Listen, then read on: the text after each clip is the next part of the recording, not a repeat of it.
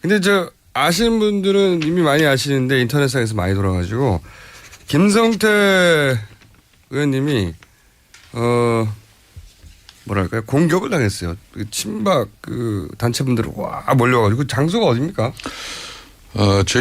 저 선거구는 아닙니다만은 저희 강서갑 지역에 있는 웨딩홀이에요. 그날 영남 향후회가 열리는 그런 행사가 있는데 영남 향후들이 다 입장하고 난 뒤에 저도 약간 행사 정시에 도착했는데 제가 차가 현관 정문 앞에 도착하니까 순식간에 왔다 그러면서 홀 로비에 여기저기 있던 분들이 이제 피켓 이 도화지로 이렇게 쓴 이런 용어 피켓을 이렇게 들고 뭐 한 30-40명이 순식간에 모여들었어요. 거의 두드려 맞을 뻔. 아니 뭐 그런 상황은 아니었습니다. 이제 뭐 대박 가족 단체에서 몰려온 것으로 이렇게 파악이 되는데. 대박 가족이요? 예. 대부분 뭐 지역 박사모 중에 대박 가족이 또 따로 있어요? 따로 있습니다. 박사모 조직, 대박 가족 조직. 대박 가족. 다 이제 이 대박 가족이 이게 처음에는 박근혜 대통령의 마음의 가족 이래가지고 이제 대박 가족인데. 근해 동산 말고 또 있는 거군요, 말하자면. 그래서 이게 처음에는 봉사단체로 출발한 걸로 알고 있습니다만은 이번 일을 볼 때 모임 성격이 변질된 것은 아닌지 뭐 그런 우려를 할 수밖에 없고 저뿐만 아니라 이 탄핵에 동참했던 의원들 지금 바른정당의 유승민 후보라든지 또 남경필 경기지사라든지 뭐 이런 분들도 찾아가서 무차별적으로 폭언 퍼붓고 이제 형표 부리고 있다는 그런 내용이 언론에서 보도되고 있지 않습니까? 동영상 찾아보시면 김성태 의원이 나타났다고 몰려와가지고. 근데 역사적으로도 보면은 극우가 더 거칠고 더 폭력적이고요. 김성태 의원님 조1 말고도 이 국정농단 과정에서 내부자들이 있지 않습니까? 이분들이 느끼는 최재석 씨, 최태민의 아들, 그다음에 조용래, 임선희의 그 손주, 그리고 제가 지난주에 말씀드렸던 최용석, 그리고 노승일 이런 사람들이 느끼는 저도 사실 마찬가지고요. 내부자들의 아니에요. 정말 밤에 저도 혼자 다닐 때 저는 뭐 워낙 혼자 다니는 외로운 넉대 스타일이라서 슴슴해요 느끼는데요. 근데 혼자 제가 다니시는 걸 본 적이 없는데 제가 지난주에 최용석 씨 지금 행불됐다고 이야기했잖아요. 그리고 이 방송이 정말 500만 다운로드가 사실이라고 그러면은 이 방송에서 최용석 씨가 지금 실종됐다고 이제 이야기했는데 일주일 사이에 아무런 연락이 없어요. 그 사촌 형인 최재석 씨도 지금 굉장히 걱정하고 가족들도 모르고 있어요. 무슨 사단이 났다. 그래서 정말 최용석 씨가 무슨 일이 지금 일어난 것 같아요. 한 달째. 그 사촌형인 최재석하고는 다시 말씀드리지만 최태민의 아들인 최재석이하고 사촌인데 그 한 달 전에는 하루에 서너 번씩 통화하고 이제 그랬는데 지난주에 제가 그분에 대한 신변에 대한 방송을 공개적으로 했지 않습니까? 근데 한 달 동안에도 아무 소식이 없고 그나마 울리던 그 전화 벨마저도 3-4일 전부터 신호가 끊겼어요. 신호 자체가 끊겼다. 네. 그리고 이분이 80년대 말에 그 박근혜 전 대통령이 살았던 장충동 집에서 2년 반을 살았던 사람이거든요. 내막을 자세히 아는 사람. 네, 그럼요. 박근혜 전 대통령의 야인 시절에 그 많은 엑스파일에 대해서 가장 정확하게 많이 아는 사람이거든요. 내부자였다는 거죠. 네, 이 사람이 지금 한 달째 지금 연락이 두절돼 있다는 게 다시 한번 제가 말씀드려 봅니다. 이분 이 방송 들으시거나 또 주위에 아시는 분이 있으면은 김어준이나 안민석이나 또 김성태 전 사무총장님께 꼭 연락을 해 주십시오. 그렇지 않으면 다음 주에는 이분 정말 실종 신고를 해서 내야 될 것 같습니다. 가족들은 왜 실종 신고를 아직도 안 냈죠? 가족이 지금 없는 것 같아요. 게다가 안민석 의원이 또 이게 아직 한 테마를 정리하지 않은 가운데 또 이제 문제 제기가 돼가지고 사람의 신변에 관련된 문제니까.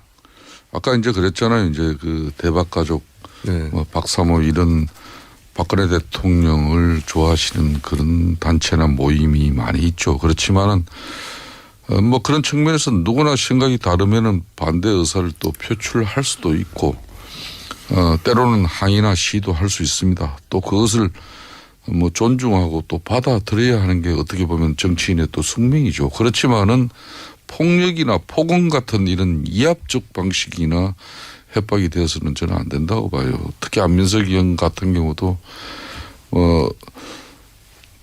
당을 달리하는 의원이지만은 뭐 어떤 때는 진짜 뭐 그 숙소에서 잠을 이루지도 못하고 로비에 가서 그 잠을 청하는 그런 모습을 제가 본 적도 있거든요. 그래서 방에 혼자 있으면 위험할까 봐. 그래서 타지에서. 우리 사회가 제가 이참에 좀 말씀을 드리면은 과거 통진당 이렇게 hen사된 헌재로부터의 이유가 극자적인 종북주의적 어떤 그런 정치 이념성 때문에 그런 거 아니겠습니까?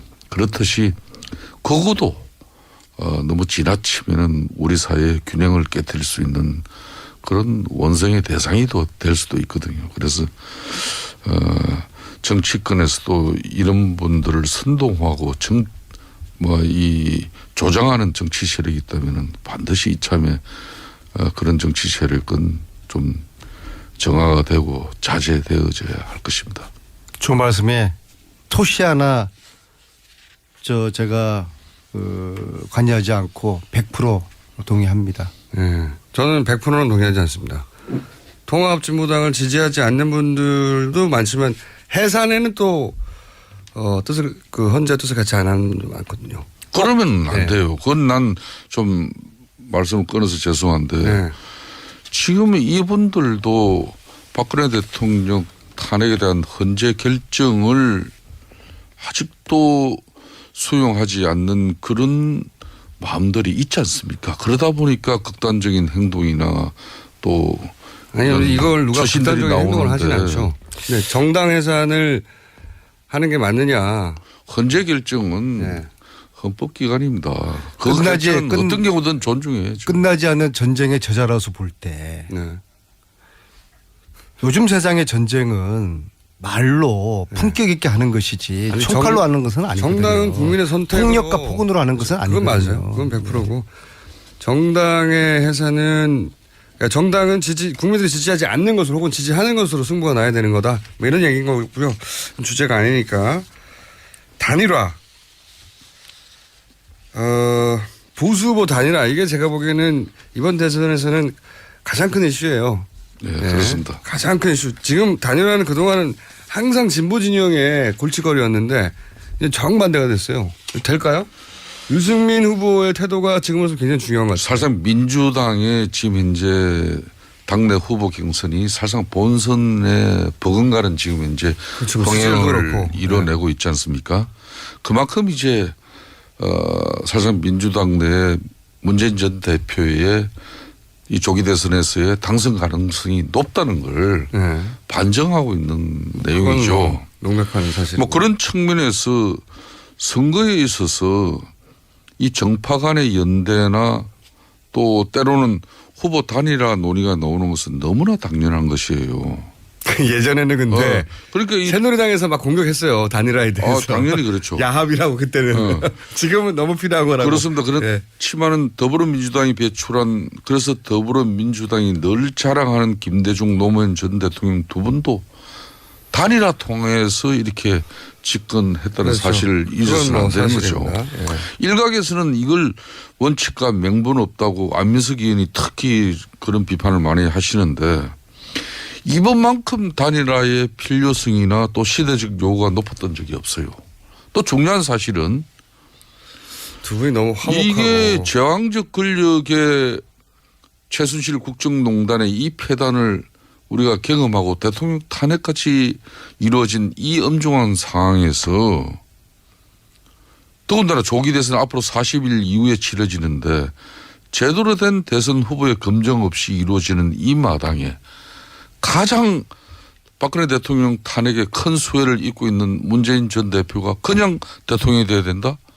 이거는 누가 그렇게 전적으로 동의하겠습니까? 의원님, 마이크 페널티 시스템 적용 안 할게요. 이게 말 좀 하세요. 네.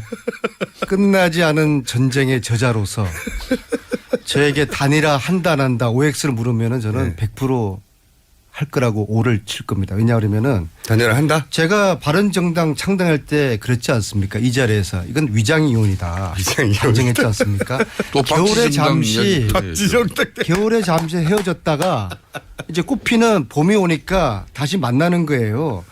특히 바른정당이 지금 박쥐 신세지 않습니까? 지지율 5%도 안 되니까 존재감이 낮아가지고 지금 위기감을 느끼고 있거든요. 있습니다. 이제 뭐 대박 가족 단체에서 몰려온 것으로 이렇게 파악이 되는데 대박 가족이요? 예, 예. 대부분 뭐 지역 박사모 분들 중에 대박 가족이 또 따로 있어요? 따로 있습니다. 박사모 조직, 대박 가족 조직 대박 가족. 다 이제 이 대박 가족이 이게 처음에는 박근혜 대통령의 마음의 가족 이래가지고 이제 대박 가족인데 근해 동산 말고 또 있는 거군요, 말하자면. 그래서 이게 처음에는 봉사단체로 출발한 걸로 알고 있습니다만은 근데 저 아시는 분들은 이미 많이 아시는데 인터넷상에서 많이 돌아가지고 김성태 의원님이 뭐랄까요 공격을 당했어요. 그 친박 그 단체분들 와 몰려가지고 장소가 어디입니까? 저희 저 선거구는 아닙니다만은 저희 강서갑 지역에 네.